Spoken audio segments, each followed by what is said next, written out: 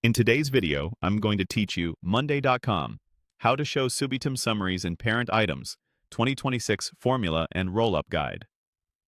This quick setup lets you surface counts, statuses, and rollups from subitems directly on their parent item, so you can scan progress without expanding every task. First, open the board where your parent items and subitems live. For clarity, switch to the main table view so you can see item rows and the subitem section beneath each one. Make sure at least one of your items has subitems, and that the subitems include a status column you want to summarize. You don't need to prepare anything else.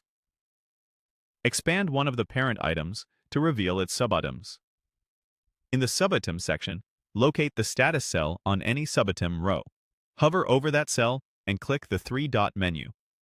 This menu controls options for that specific subitem column, not the entire board. If you don't see the three dots, confirm you're clicking inside the subitem's status cell and not the parent item's status cell or the column header. Also note that some permissions or locked columns may limit what you can edit. From the menu, choose Show Summary on Parent Item.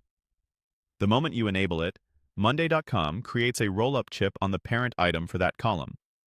For status columns, you'll typically see a compact breakdown, such as the number of subitems that are done, stuck, or in progress, or a summarized percentage depending on your labels.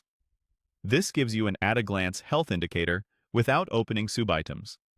If you later decide you don't need the rollup, return to the same menu and toggle the option off. The parent stays clean, and nothing in your data is deleted. This approach works per column, so you can repeat it for other subitem columns like numbers, time tracking, or even formula results that evaluate at the subitem level.